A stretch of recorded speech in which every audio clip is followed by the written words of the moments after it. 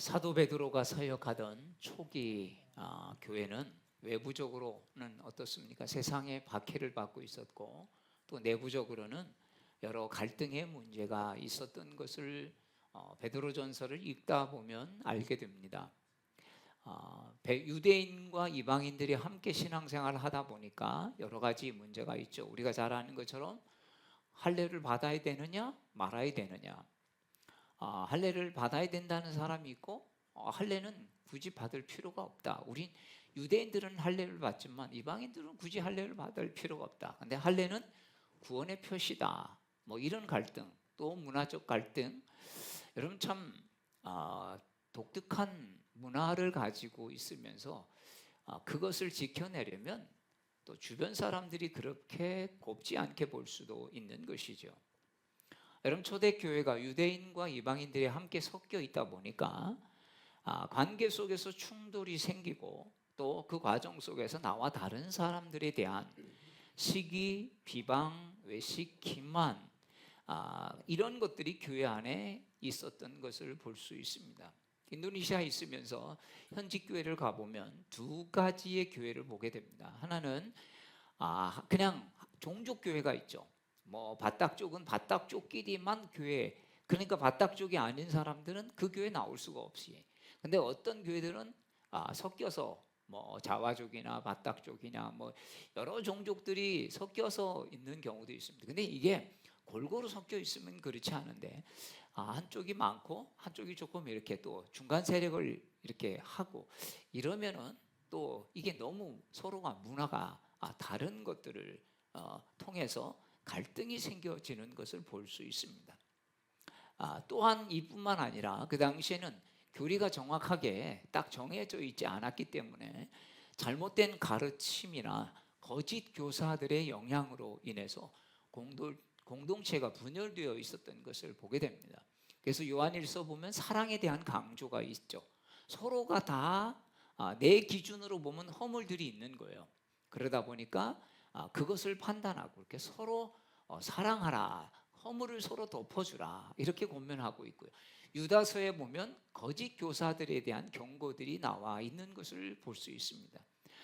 참 다양한 부분 속에서 있다 보니까 여러분 이것이 어떻게 보면 서로 다름인데 틀림으로 생각되어져서 저 사람은 틀렸어, 저 사람은 나하고 좀 달라 이러면서 받아줄 수 있는 공동체였다면 여러분 이렇게까지는 되지 않았을 것입니다.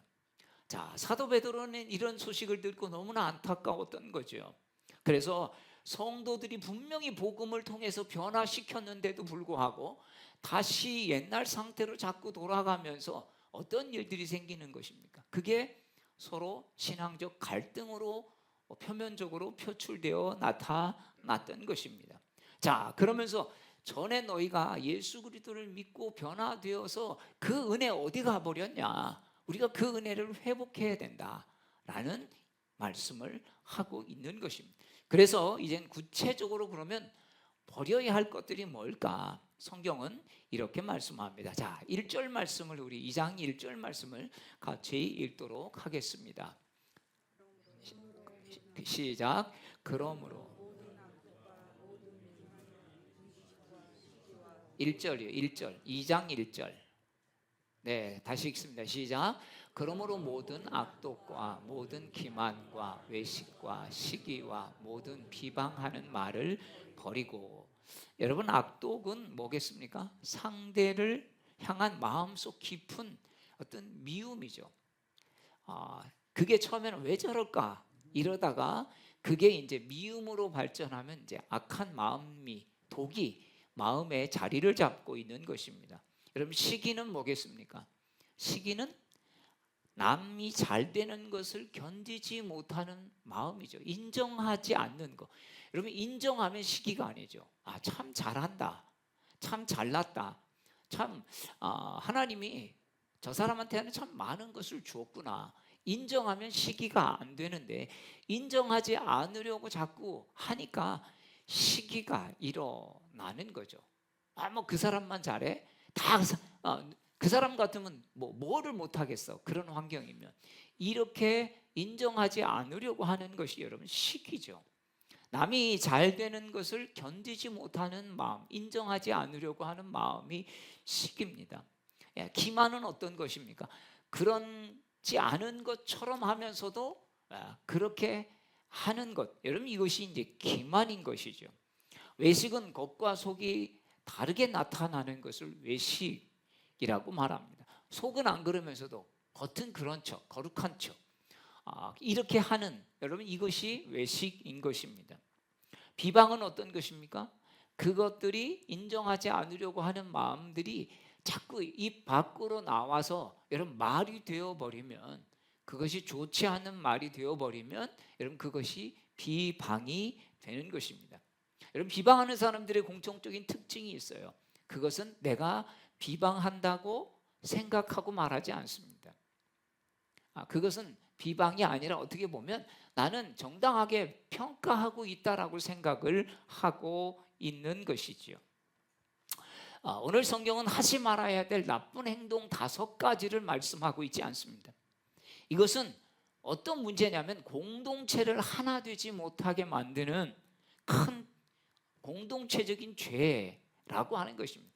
여러분, 나 혼자 죄를 지으면 나 혼자 망할 수 있죠. 그런데 여러분, 이 공동체적인 죄는 어떤 것으로 끝나냐면 나 혼자로 하지 않는다는 거죠. 이게 다른 사람들에게 영향을 주는 것입니다. 다른 사람들을 끌고 내리는 거죠. 다른 사람들에게 또 자기와 같은 끌고 내려갈 수 있는 그런 마음을 주는 것입니다. 그러면 이제 공동체가 균열이 일어나기 시작하는 것이죠. 여러분, 이 5가지는 서로 따로따로 다 되어 있는 것 같지만 사실은 하나의 흐름을 가지고 있습니다. 마음에 쌓인 악독이 기만으로 나타나죠. 아닌 것처럼. 그런데 뒤에서는 그 사람을 향한 안 좋은 작업들을 하고 있는 거죠. 또 그것이 이제 아닌 것처럼 외식으로 포장되고 결국 이것이 이제 시기와 비방으로 터져 나오는 것입니다. 여러분, 이런 요소들이 들어오면 어떻겠습니까? 사람들이 앞에서는 아닌 것처럼 하고 뒤에서는 또 딴 말하고 이러면 어떤 일들이 생기겠습니까? 솔직해지지 못하는 거죠. 무서워지기 시작하는 것입니다. 서로를 경계하기 시작하는 거죠. 야, 앞에서 보는 얼굴하고 뒤 얼굴이 다르구나라고 하는 것들을 알게 되는 것입니다. 그러면 이제 신뢰가 깨지는 것이죠. 야, 저 사람 말을 믿을 수가 없구나라는 것입니다. 그러면서 그냥 나도 뭐라고 할 수는 없지만 사랑은 흉내만 내게 되어 버리게 되는 것입니다. 그러니까 공동체는 그러면 형식만 갖춘 그냥 조직이 되어 버리는 것이죠. 자, 여러분, 요즘 어떻습니까? 요즘 세상이 참 이런 부분들이 많이 노출이 되어 있는 것을 보게 됩니다. 교회도 예외가 아니죠. 그러니까 여러분, 교회에 싸우는 이야기들이 이런저런 뉴스들을 통해서 많이 보게 됩니다. 나 하나 살기 참 힘든 이 세상 속에서 살려고 하는데 여러분, 공동체 안에서 악독, 기만, 외식, 시기, 비방 이런 것들이 있다면 여러분, 그렇지 않아도 혼자 살기도 버거운데 여러분, 인생의 에너지를 이런 것 때문에 훨씬 더 좋지 않은 것에 많이 쓰게 되어 있는 것입니다. 여러분, 좀 어디나 가면 좀 편한 마음을 가지고 만나고 싶죠. 그런데 어디 가면 나를 경계시키고 어떻게 보면 긴장하게 만드는 여러분 그런 모임이 있다면 가고 싶지 않을 겁니다. 억지로 어떻게 해서든지 가긴 하지만 여러분, 그런 곳은 계속 가기가 어려운 것이죠. 정말 우리가 얼마나 인생의 발전을 위해서 써야 될 게 많이 있습니까? 그런데 그런 것들을 소모시킨다면 정말 우리가 써야 될 귀한 곳에 우리의 인생의 긍정적인 에너지를 쓰지 못하게 된다는 것이죠. 그렇다면 여러분, 그런 공동체에서 생명의 회복이 나올 수 있겠습니까? 교회에 오면 정말 마음이 평강하고 그랬다가도 참 마음이 안 좋았다가도 역시 우리 교회는 정말 은혜가 넘치는 교회야, 위로받고 또 다시 한 주간을 살아낼 힘을 얻는 여러분 그런 공동체, 저와 여러분 한 사람 한 사람을 통해서 여러분 그런 공동체가 세워지기를 주의 이름으로 축복합니다. 여러분, 이런 공동체의 회복이 될 수 있는 교회, 그게 딴 사람이 아니라 나로부터 시작이 되어져야 한다는 것이죠. 여러분, 이런 상황이 되니까 어떻습니까? 가정도 깨지는 거예요. 가정이 얼마나 깨지는 가정이 많은지 모릅니다. 교회도 어려움이 생기는 거죠. 결국은 가정이 최소의 단위가 성도들의 가정도요. 참 그렇게 신앙생활 잘했던 가정들이 문제가 생기고 인도네시아에 있을 때 어느 분한테 연락을 한번 받은 적이 있습니다. 목사님이시죠? 네, 제가 안무개인데요. 기억하시나요? 기억날 듯 말 듯. 네, 교회 홈페이지에 저희 사진이 있는데 좀 지워주셨으면 합니다. 그래서 참 그거를 제가 남편하고 헤어져서 그 사진이 이렇게 찾아보면 떠돌아다니는데 교회 홈페이지에 있는 것 같습니다. 제가 지울 수는 없으니까. 그래서 제가 한참 들어가서 몇 년 전 거를 찾아 들어가서 새가족 등록 그 사진을 지운 적이 있습니다. 여러분, 이 배후에는요 다 사단이 있어요. 믿는 가정들도 그렇게 공격해서 어렵게 한다는 것이죠. 베드로 사도는 사단의 도구인 것들을 열거하면서 이렇게 말하죠. 버리고, 시기, 질투, 비방을 버리고. 여러분, 버리는 것이 공동체가 사는 길이죠. 버림이 없이는 신앙을 성장할 수 없습니다. 버리지 않고 자꾸 채우려고 한다면 이게 뒤죽박죽 섞이는 거죠. 이것도 안 되고 저것도 안 되는 거죠. 여러분, 분명히 우리의 그 마음에 넓이는 한계가 있는 거죠. 뭔가 정말 우리가 버리지 않으면 거기에 채울 수 있지 못하다는 것입니다. 예수 믿는다고 하면서 내 성질 그대로 가지고 있고 나 하고 싶은 대로 할 거야. 여러분, 이렇게 한다면 우리는 성령의 다스림을 받을 수가 없는 것 아니겠습니까? 베드로전서 1장 22절 우리가 함께 읽었지만 이렇게 말씀하죠. 우리 1장 22절 말씀을 우리 같이 읽어보겠습니다. 1장 22절 말씀입니다.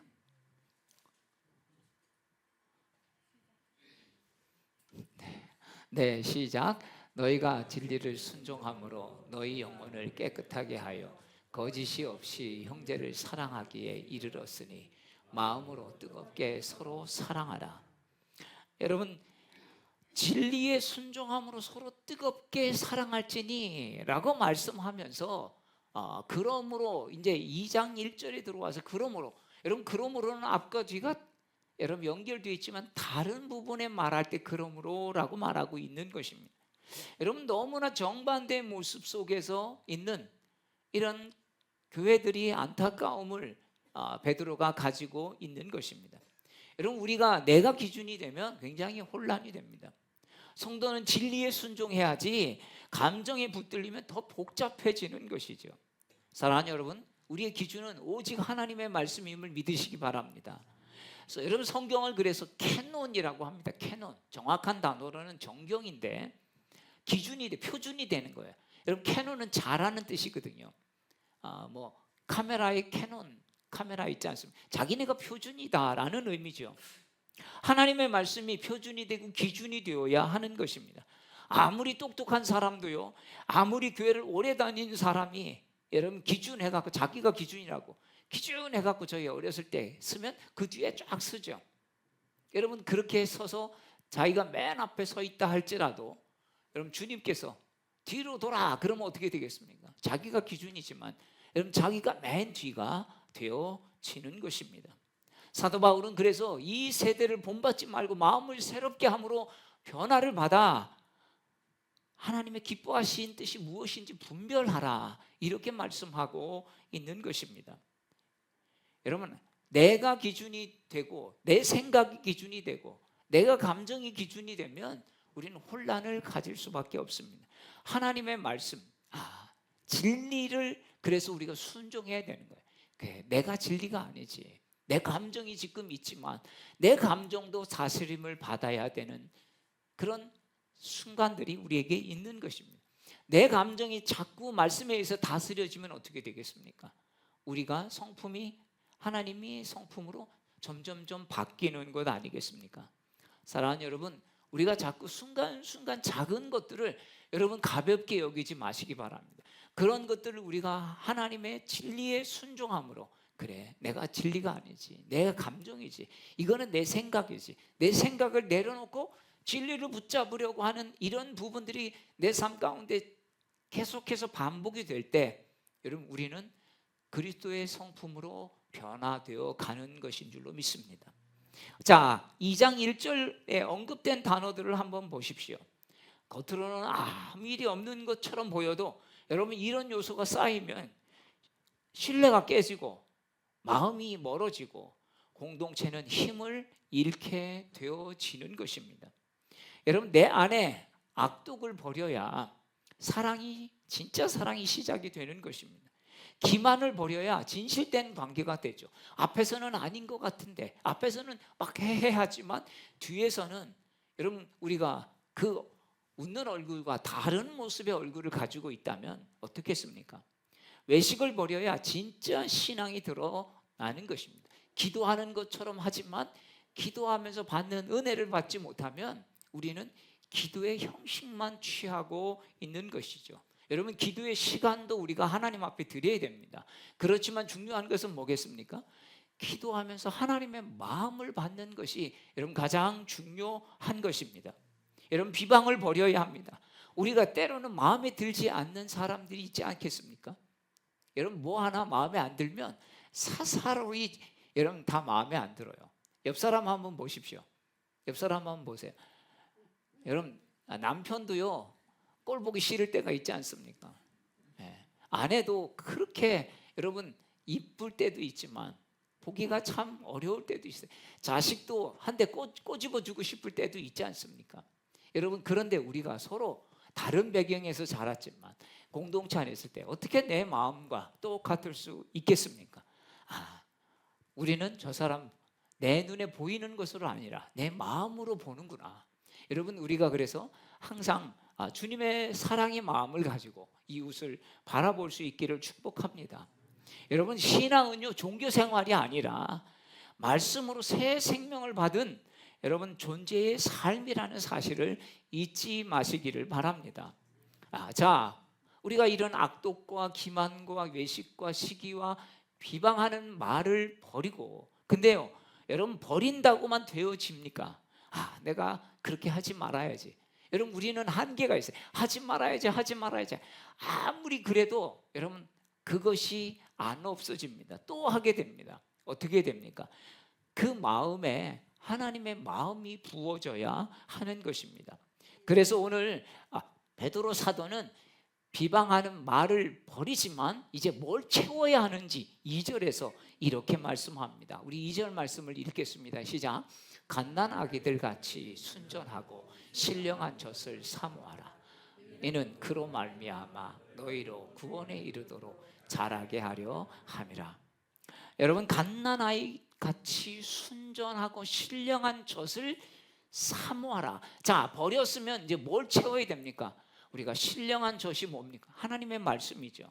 여러분 갓난아이들이 배가 고파서 엄마의 젖을 찾을 때 어떻습니까? 엄마의 품을 막 파고들지 않습니까?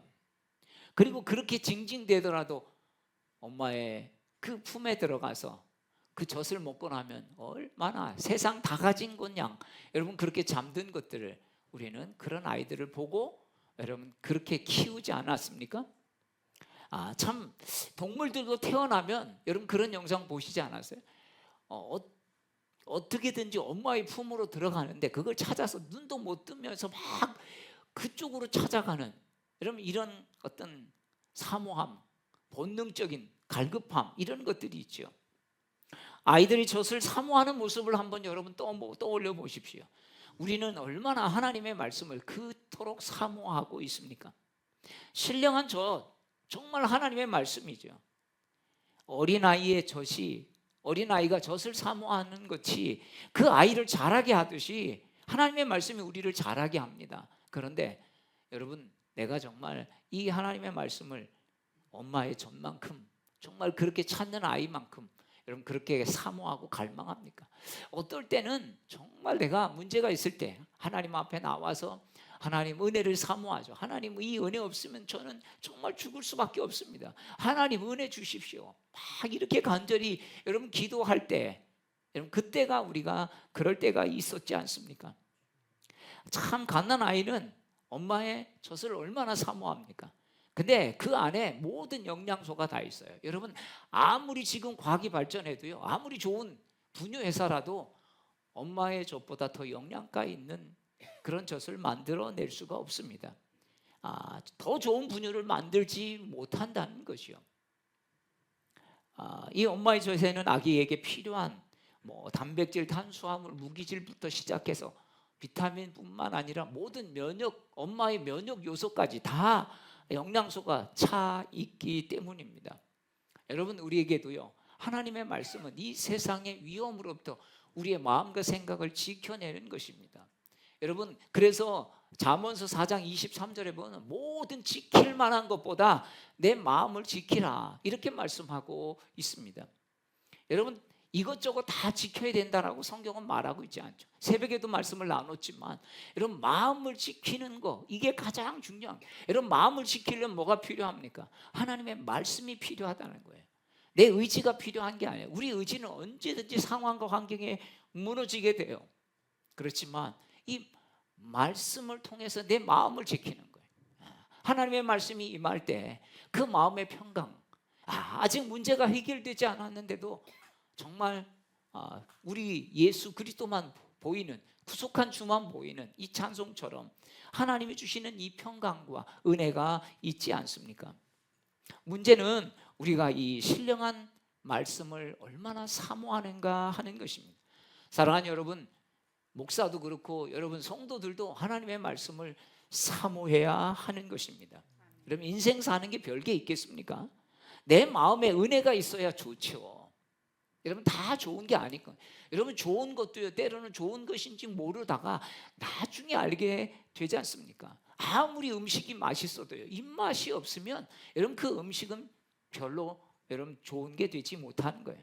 아무리 내 상황이 좋아도요, 여러분 별 걱정 없는데 내 안에는 기쁨이 없어. 그래서 남편들이 가끔 남편이 그런 말 할 때가 있잖아요. 당신 무슨 걱정이 있어? 그럴 때 뭐라고 하면, 저 사람 진짜 내 속을 모른다. 여러분, 아내가 그런 말을 할 때 얼마나 남편들이 속상합니까? 별 걱정 없는 것 같아도 내 안에 기쁨이 없으면 여러분 그건 아무것도 아닌 것이죠. 내 안에 어떤 의미나 보람이 없다면 여러분 그것은 아무것도 아닌 거예요. 근데 별의별 어려움이 다 있는데도 하나님이 평강을 주시니까 다 하나님이 해주시겠지 라는 믿음이 생기니까 평강으로 살아가는 것입니다. 사랑하는 여러분, 우리에게 얼마나 믿음의 은혜가 부어지고 있습니까? 여러분, 내가 요즘에 말씀을 받고 그 말씀이 내 삶 속에서 계속 되새겨지고 어떤 걸 생각할 때마다 또 생각나고, 여러분 그런 적이 있습니까?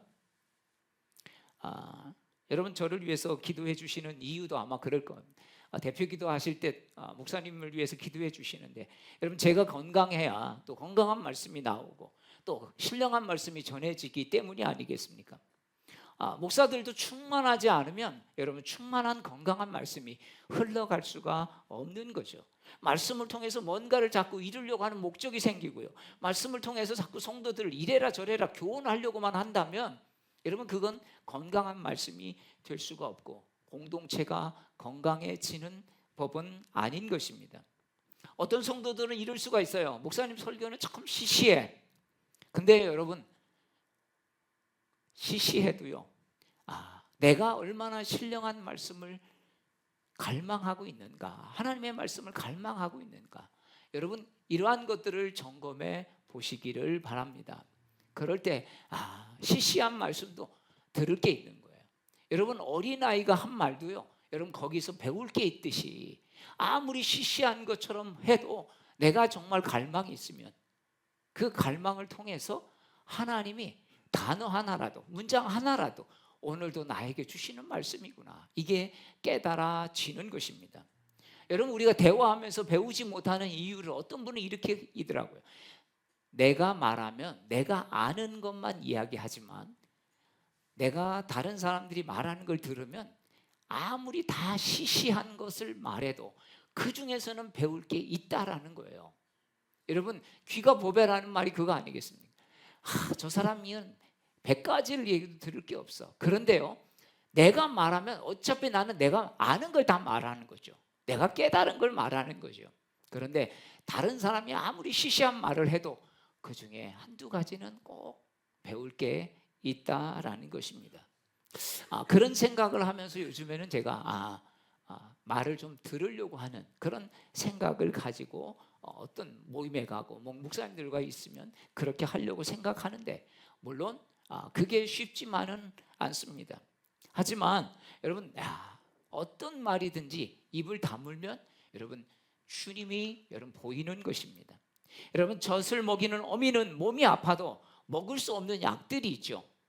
내가 먹고 싶지 않아도 어미는 젖을 주기 위해서 먹어야 하는 것이 여러분 어머니, 젖을 먹이는 어머니의 자리인 것을 우리는 너무나 잘 알고 있습니다. 또 그런 부분도 있더라고요. 나는 미역국을 싫어하는데 이 산모가 젖이 안 나오니까 여러분 그 젖을 잘 나오게 하기 위해서 그렇게 싫어하는 미역국도 계속 먹는 거죠. 저는 미역국을 싫어하지 않지만 여러분 싫어해도 젖이 잘 나온다니까 그것을 여러분 먹으면서 아이들에게 젖을 먹이려고 하지 않습니까? 나는 내가 좋은 걸 찾는 게 아니라 내 입에 맞지 않아도 여러분 신령한 말씀을 잘 준비할 수 있게 좋은 말씀들을 먹이려고 어려움을 감수하고 있나, 저는 이 말씀을 준비하면서 제 생각해 보았습니다. 내가 정말 중요한 거, 여러분도 중요하지만 신령한 젖을 내가 사모할 때 때로는 내가 불편해도 내가 이 말씀을 묵상하면서 때로는 머리가 아파도 때로는 바쁜 것이 있어도 이 말씀을 내가 먹고 내가 살아야, 내가 은혜 받아야 그 은혜가 여러분 설교를 통해서 흘러가기 때문입니다.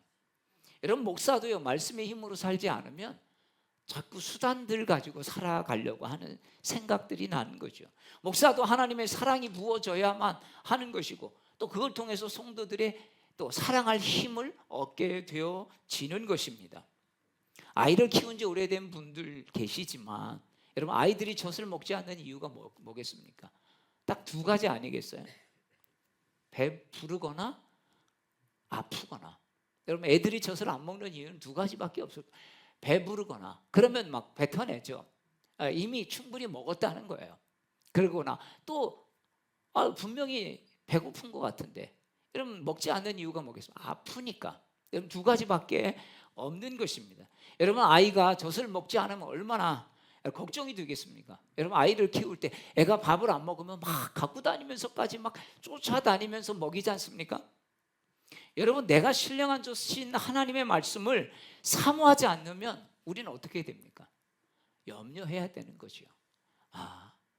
내가 주일 말씀이 잘 들리지 않고 내가 말씀을 읽어도 여러분 졸리기만 한다면, 말씀을 읽어도 은혜가 안 된다면 내 마음이 지금 많이 메말라져 있구나, 내 영이 여러분 죽는 건데 여러분 이런 경각심을 가져야 할 것입니다. 사랑하는 여러분, 여러분 말씀을 들을 때 자꾸 졸리거나 말씀을 들을 때 자꾸 그게 은혜가 안 되면 여러분 내 마음이 많이 메말라져 있는 것입니다. 그럴 때 어떻게 해야 됩니까? 우리가 젖을 사모해야 하는 이유를 2절에서 이렇게 말씀합니다. 2절 후반절은 너희로 구원에 이르도록 자라게 하려 함이라. 여러분 우리가 왜 말씀을 사모해야 하느냐? 이것이 우리의 신앙 믿음을 자라게 하기 때문입니다. 하나님은 하나님의 말씀에 순종하는 공동체를 원하십니다. 내 생각과 달라도 내 마음과 달라도 말씀에 순복하는 공동체만이 여러분 하나님 나라를 만들어 갈 수 있기 때문입니다. 사랑하는 여러분, 우리가 내 삶을 바꿀 수 있는 것은 하나님의 말씀, 내 의지로 되지 않습니다. 하나님이 도와주셔야 됩니다. 하나님의 은혜를 부어주셔야 됩니다. 내가 하나님 은혜로 살아야 되는 것입니다. 그럴 때 어떻게 됩니까? 내가 살아야 여러분 우리 가정이 사는 거예요. 내가 살아야 교회가 사는 거죠. 내가 살아야 우리 마을이 더 하나님 은혜로 살 수가 있는 것입니다. 여러분 그래서 이런 세상 우리를 악독과 시기와 비방, 교만 이런 것들로 우리를 몰아가는 그것을 이길 힘은요 여러분 하나님의 말씀밖에 없는 줄로 믿습니다. 이 문제의 모든 뿌리는요 말씀을 읽고 은혜를 잊어버리는 데 있는 것입니다. 내가 얼마나 주님께 사랑받은 존재였는지, 얼마나 내가 은혜로 살아가는 존재였는지 깊이 깨달으면 여러분 다른 사람을 향한 태도가 달라질 수밖에 없습니다. 여러분, 은혜를 아는 사람이 여러분 다른 사람을 쉽게 비방할 수 있겠습니까? 내가 어떻게 해서 은혜를 받았는데. 은혜를 아는 사람이 여러분 다른 사람들을 정죄할 수 있겠습니까? 나도 정죄를 받았으면 벌써 수백 번을 정죄를 받아서 너는 구제불능이야, 주님이 이렇게 하셨을 텐데, 주님이 그렇게 하시지 않고 우리를 사랑해 주셨기 때문임을 알기 때문입니다. 사랑하는 여러분, 건강한 공동체는요, 건강한 나눔을 만드는 여러분 공동체임을 믿습니다. 교회에 와도 누구 와도 내 아픔의 이야기를 하고 같이 기도할 수 있는 것, 여러분 이게 교회, 세상에서 여러분 어떻게 할 수 있겠습니까? 여러분 숨 막히는 곳이라면 어찌 마음을 나눌 수 있겠습니까? 앞에서는 안 그렇지만 여러분 속에서는 그런 마음들이 있는 걸 안다면 어떻게 여러분 내가 내 아픔을 내놓을 수 있겠습니까? 그냥 잘하고 있어요, 잘 되고 있어요, 좋아요. 근데 속은 너무 힘든 거 아니겠습니까? 우리가 서로 마음을 나누고 연약함을 드러낼 수 있다면 여러분 기만과 외식은 설 자리를 잃게 되는 것입니다. 숨기지 않아도 되는 공동체. 그래서 서로 아픔을 알고, 야, 인간의 삶이 다 그렇지. 그렇지만 하나님이 우리를 이렇게 함께 모여서 기도하고 찬양할 때 그것들을 이길 수 있는 힘을 주시는 거야. 여러분 이런 공동체가 되면요, 치유가 일어나는 것입니다. 사랑하는 여러분, 여러분도 살고 여러분을 통해서 가정이 살고 여러분 그것을 통해 교회도 살고 우리 마을이 달라지고 학교도 직장도 공동체도 살아나는 은혜가 있기를 축복합니다. 자, 3절은 그래서 이렇게 말씀하죠. 3절 말씀 우리 같이 읽겠습니다. 시작. 너희가 주의 인자하심을 맛보았으면 그리하라. 여러분 말씀이 그 성장을 가능하게 하는 이유가 뭐예요? 맛보았으면, 여러분 우리가 주님의 은혜를 아는 자 아닙니까? 주님의 은혜를 경험한 자입니다. 억지로 여러분 그래서 말씀을 우리가 보는 게, 내가 이 말씀의 은혜가, 말씀이 이렇게 단데 내가 잊어버렸구나, 내가 이 말씀의 은혜를 잃어버렸구나. 이미 하나님의 은혜를 경험하는 사람이기 때문에 그 맛을 안다는 것이에요. 여러분 맛보았기 때문에 어떻게 됩니까?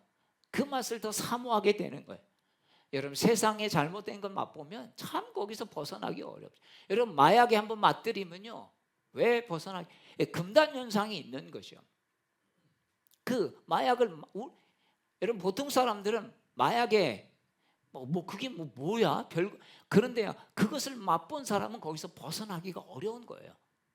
여러분 우리가 진짜 맛보는 어떻습니까?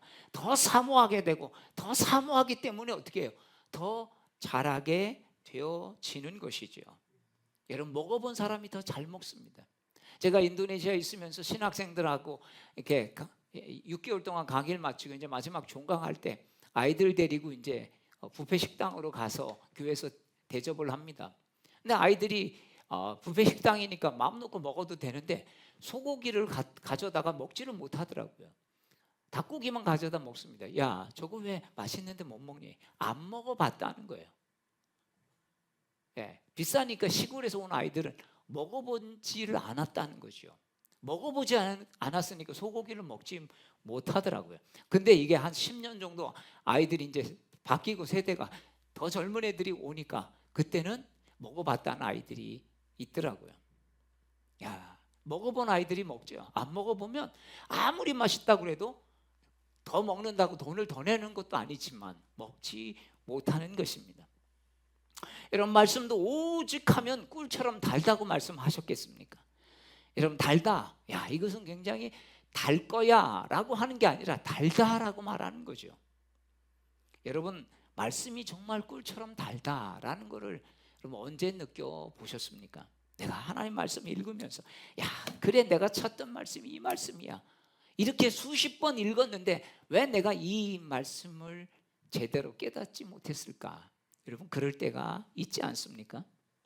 하나님은 선하시다, 이건 누구나 다 말할 수 있죠. 하나님은 좋으신 분이시다, 누구나 말할 수 있습니다. 그러나 하나님의 선하심을 맛본 사람은 다릅니다. 여러분 기도하다가 눈물이 나는데 주님이 내 눈물 닦아주시는 것들이 느껴지면 여러분 얼마나 큰 위로가 되겠습니까? 문제가 아닌 거죠. 사람 한마디에 마음이 무너져서 힘든데 무너진 마음을 괴로워하고 힘든 마음들을 주님께서 아시고 어느 날 성경을 펴보라 그런 마음이 있어서 성경을 읽는데 하나님께서 그 문장 하나를 통해서 야, 사도 바울도 이런 고통 가운데 감옥에서도 정말 때로는 죽는 것보다 더 힘든 그 고통 속에서 내가 사는 것도 내가 죽는 것도 여러분 그리스도 안에서 복되다 라고 할 정도로 고통 속에 있었지만 여러분 그런 말씀들이 와닿지 않겠습니까? 이런 사람은 더 이상 이제 하나님은 좋으신 분인 것 같아 라고 끝나지 않습니다. 우리 하나님 얼마나 좋은 분인지 알아? 여러분 이렇게 말할 수 있는 것입니다. 여러분 우리가 담대하게 말할 수 있길 바랍니다. 우리 하나님 얼마나 좋은 분인지 알아? 하나님의 은혜를 맛본 사람은 환경이 흔들려도 상황이 무너져도 감정이 식어도 여러분 그래서 다시 하나님의 은혜로 돌아올 수 있는 것입니다. 여러분 신앙은요 지식이 쌓이는 게 아닙니다. 하나님을 맛보는 것입니다. 아멘. 살아가면서 성경 지식은 우리를 바꾸지 못해요. 알게는 하지만 머리로 아는 지식적 신앙은요 우리를 바꾸지 못합니다. 그런데 이것이 우리 삶에서 체험이 될 때 하나님을 여러분 맛보는 신앙이 되어지는 것이죠. 하나님 이런 분일 것 같아가 아니라 하나님은 이런 분이야. 하나님 나를 사랑하시는 분이야. 어떤 상황에서도 신앙이 실제가 되어지는 것입니다. 사랑하는 여러분 문제는요 환경이 아닙니다. 문제는 사람이고 그 사람의 마음입니다.